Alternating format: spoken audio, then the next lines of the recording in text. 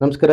ನಾವು ಈಗ ಬಂದಿರುವುದು ಸಂಡೂರು ತಾಲೂಕಿನ ಚೋರ್ನೂರು ಹೋಬಳಿಯ ನಿಡಗುರ್ತಿ ಎಂಬ ಗ್ರಾಮ ಪಂಚಾಯಿತಿ ವ್ಯಾಪ್ತಿಯ 72 ಮಲ್ಲಾಪುರ ಎಂಬ ಊರಿಗೆ.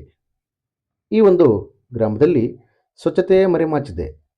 ಯಾಕಾಗಿ ನಾವು ಈ ಒಂದು ಮಾತನ್ನು ಹೇಳುತ್ತಿದ್ದೇವೆ ಎಂದರೆ 2021-22ನೇ ಸಾಲಿನಲ್ಲಿ ಕರ್ನಾಟಕ ಸರ್ಕಾರವು ನೀಡಿರುವಂತಹ ಗಾಂಧಿ ಗ್ರಾಮ ಪುರಸ್ಕಾರ ಪಡೆದಿರತಕ್ಕಂಥ ಈ ಒಂದು ಪಂಚಾಯಿತಿ ವ್ಯಾಪ್ತಿಯಲ್ಲಿ ಬರುವ ಈ ಒಂದು ಗ್ರಾಮದಲ್ಲಿ ಚರಂಡಿ ವ್ಯವಸ್ಥೆಯೇ ಇಲ್ಲ.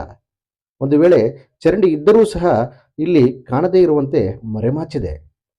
ಹಾಗೂ ಸ್ವಚ್ಛತೆಯೂ ಕೂಡ ಇಲ್ಲದಿಂದ ಇದು ಬದಲಾಗಿ ಮಾಲಿನ್ಯ ಎಲ್ಲ ಒಂದೆಡೆ ಸೇರಿಬಿಟ್ಟು ಅಲ್ಲಿ ಮಾಲಿನ್ಯ ಆಗಿ ಸಾಂಕ್ರಾಮಿಕ ಕಾಯಿಲೆಗಳಾದ ಡೆಂಗ್ಯೂ, ಮಲೇರಿಯಾ, ಟೈಫಾಯ್ಡ್, ಅತಿಸಾರ ಇನ್ನಿತರದಂತಹ ಪ್ರಮುಖವಾದಂತಹ ಕಾಯಿಲೆಗಳು ಜನರಿಗೆ ಸರ್ವೇ ಸಾಮಾನ್ಯ ಆಗಿದೆ.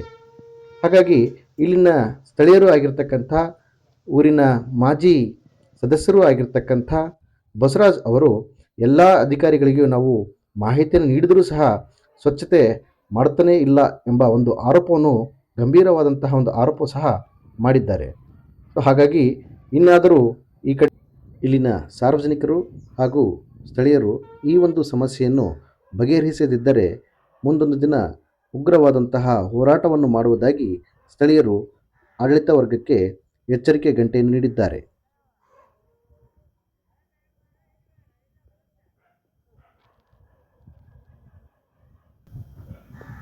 ನೋಡಿರಿ, ಸುಮಾರು ವರ್ಷಗಳಿಂದ ಈ ಡ್ರೈನೇಜ್ ಕ್ಲೀನ್ ಮಾಡ್ತಾ ಇಲ್ಲ.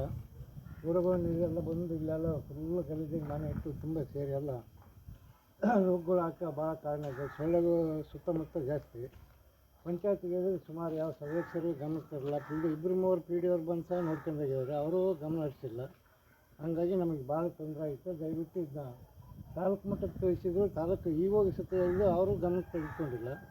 ಹಾಗಾಗಿ ನಾವು ತಿಳಿದಷ್ಟು ಹೇಳ್ತೇವೆ. ನೋಡಿರಿ, ಮುಂದೆ ಏನಾದರೂ ಕ್ರಮ ತೆಗೆದುಕೊಂಡ್ರೆ ಭಾಳ ಚೆನ್ನಾಗಿತ್ತು ಅಂತ ನಮ್ಮ ಗಮನಕ್ಕೆ ತರ್ತೀವಿ.